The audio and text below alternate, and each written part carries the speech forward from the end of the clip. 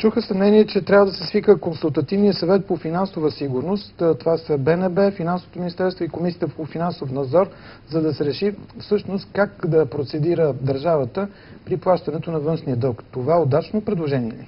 Ами да, аз не виждам нещо притеснително в това или някаква кризисна мярка. По-скоро аз даже смятам, че такъв диалог между трите институции трябва да има и в момента има на едно работно ниво, тъй като едва ли някои от трите институции в момента разбира, че външният дълг предстоят такива големи плащания по външния дълг, т.е. със сигурност са се обмисляли решения и е нормално да има такава среща, на която да се изяснат точно позициите и да се вземе най-доброто решение.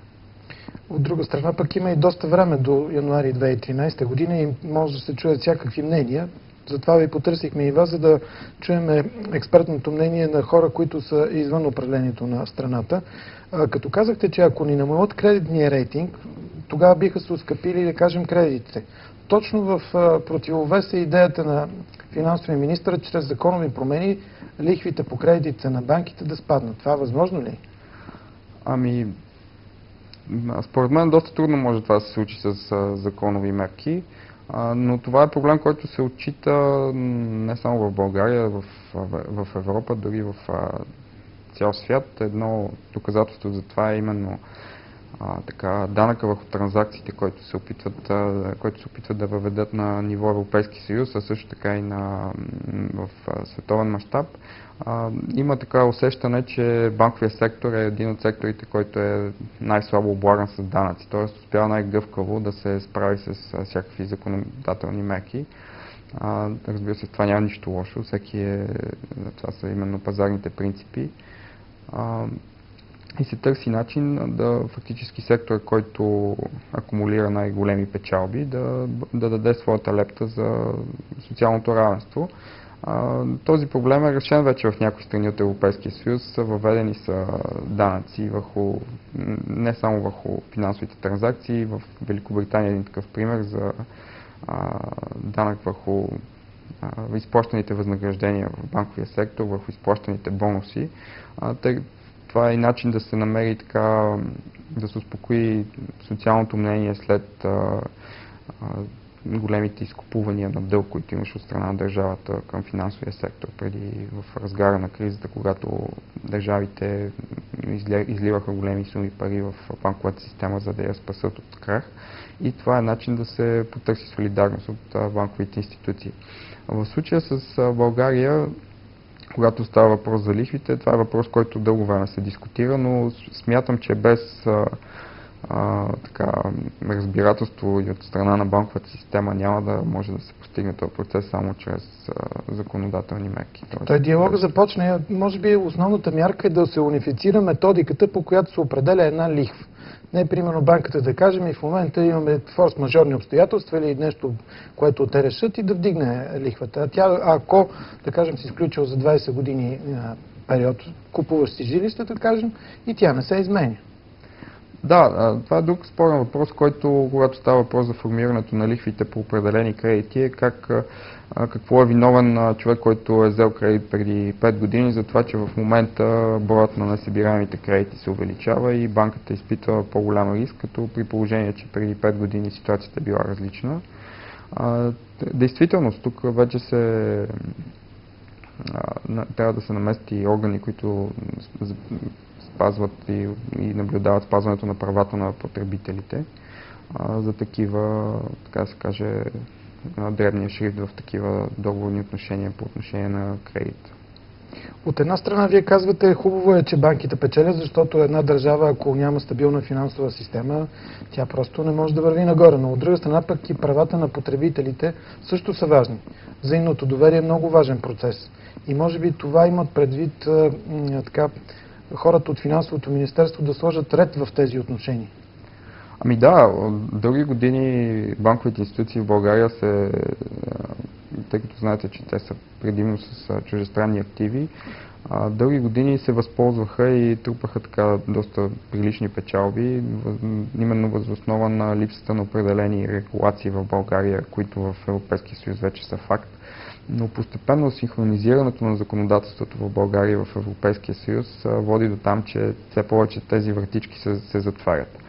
А другия въпрос е, че банковите институции в България са принудени до известна степен, разбира се, и моето мнение е, че лихвите в България са по-високи от реалните нива, които трябва да бъдат, но тези нива са високи и заради други причини. На практика банките в България вече до голяма степен тази първоначална функция, която имат да са инвеститори, да подкрепят големи проекти, са до някъде изчерпани, тъй като в момента, особено икономиката ни не е в застой, т.е. има съвсем нисък икономически растеж и такива инвестиционни проекти, които да привличат банковия интерес, те да виждат бъдеще в тях, като че ли липсват.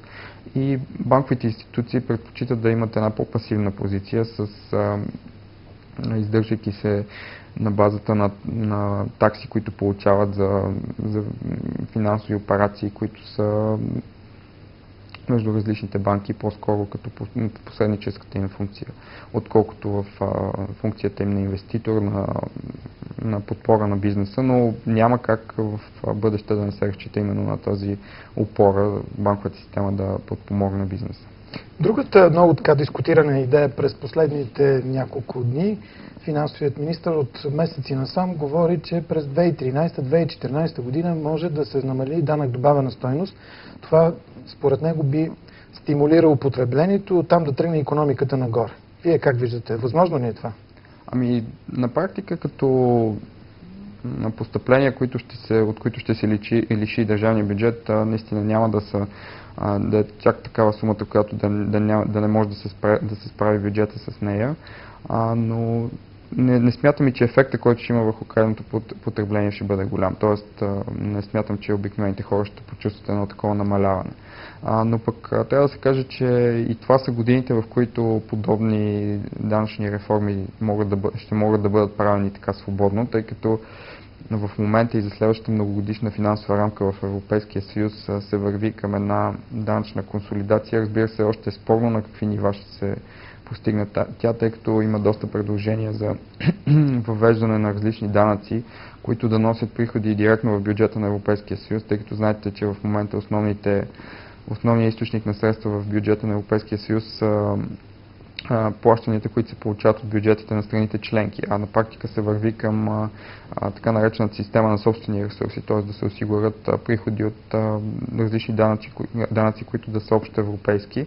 Да, но това среща съпротива на Великобритания и на други страни, които са против този данък по финансовите транзакции. Да, предложенията има и в други аспекти. Един от тях е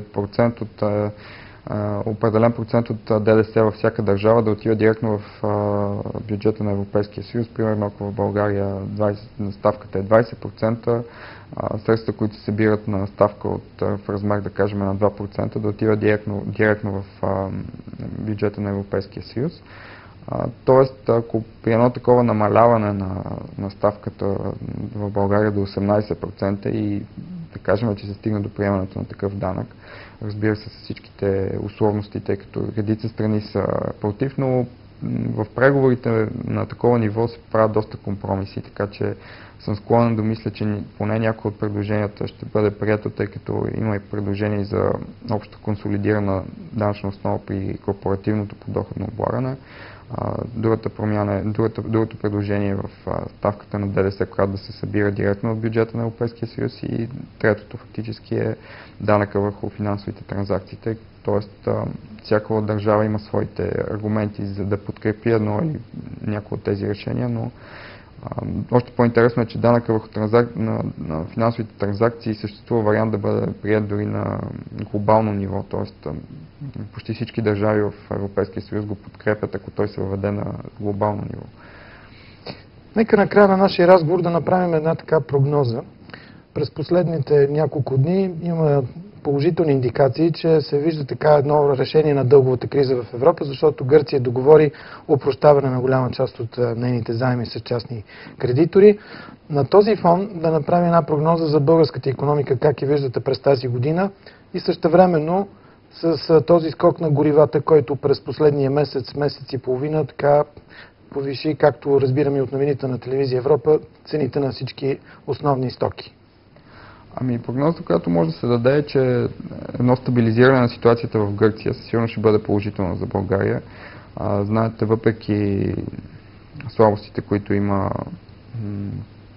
фискалната политика в Гърция през последните години, безспорно някои от най-големите инвестиции в България бяха именно направени от гръцки компании, макар и в стоки, които са бързо оборотни и без особено висока добавена стойност, но все пак това влияние не може да бъде отричано, т.е. със сигурност ще има една стабилизация на региона като цяло. Много е важно за една държава, за да може да се развива икономически добре, да има стабилни съседи. Тоест в това отношение със сигурност стабилизирането ще бъде положително за България.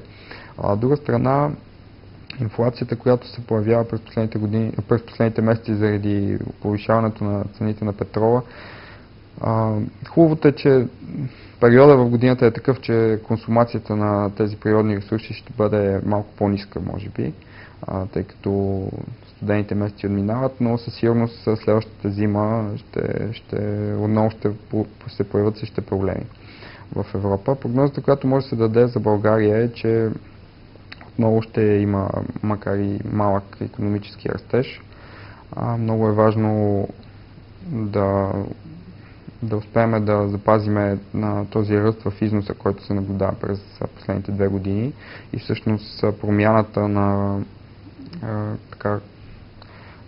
движещите сили на икономиката в България, тъй като в годините на икономически ръст движещите сили бяха вътрешното потребление на вътрешния пазар до известна степен. В момента като че ли се обособява износа да бъде движещата сила, тъй като в момента вътрешното потребление е възпрепятствано от замразяването на заплатите в редица сектори, също така в държавната администрация, липсата на кредитиране, т.е. не липсата, но намалените суми на кредитиране. Аз ви благодаря за тази прогноза, но тази оптимистична прогноза, която дадете, макар и минимален, но ще има ръст икономически в България да се сбъдне. С това завършва и днешното издание на Под лупа. Сега останете с програмата на телевизия Европа.